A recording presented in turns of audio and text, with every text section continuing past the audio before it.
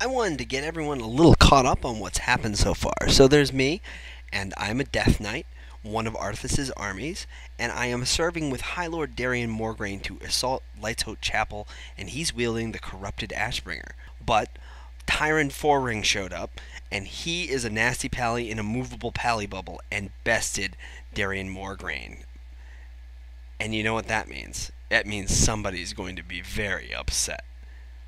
We pick up with Tyrant Fourring not killing Darian Morgraine, but instead bringing out the visage, or the astral projection, or the incorporeal form of his father, who is Alexandrios Morgraine, who is the Ashbringer himself.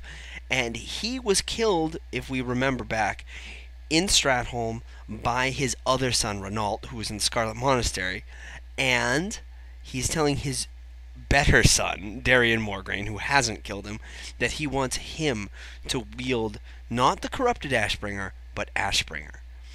But all does not go well in the family reunion as Arthas shows up, and he is upset. He gets rid of the father, and this really ticks off Darian Morgraine. I mean, that's his dead dad, so he, very much unadvised, charges at Arthas and is thrown back. And then the Lich King steps up, and he blows anyone left standing who's not with him away. As he does this, he reveals to Tyrant Fourring that the Death Knights around him were simply pawns used as scourge or any common undead to lure him out and to fight Tyrant Fourring. It's all Arthas' plan, and he announces to the Death Knights that they're meaningless to him, and that includes High Lord Darian Morgraine, who is pretty upset himself. Arthas begins taking Tyrant Fourring's life force, and things do not look good, but Darian Morgraine sacrifices his father's weapon, the Ashbringer, the corrupted Ashbringer, and throws it to Tyrant Fourring, who cleanses it, creating the Ashbringer. And now he holds in his hand the perfect weapon to use against Arthas. And because of this, he's going to take a little bit back of what's his, and he charges at Arthas and knocks him back and tells the Lich King that he will best him today. Now, Arthas is not stupid. He's on holy ground. He is fighting a guy holding the Ashbringer, which he was not expecting, so he takes off because he's a coward. And this just sets ground for terrible relationships between Death Knight and Paladins for all time. But what you realize now is Darian Morgraine and all the other Death Knights have severed their connection with Arthas.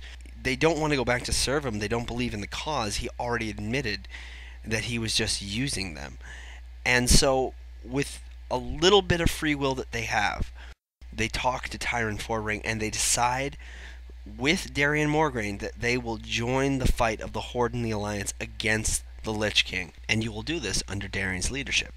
And you accept your last quest, you take your great sword, and your final quest is to accept death and to sever your connection with the Lich King.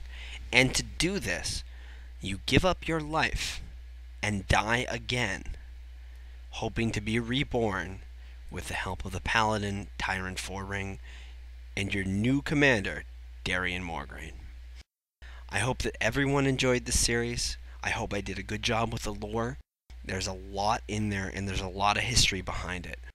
But I very much enjoyed the Death Knight starting zone, and it really has an overall impact on the Wrath of the Lich King storyline, so I thought it was very important to cover.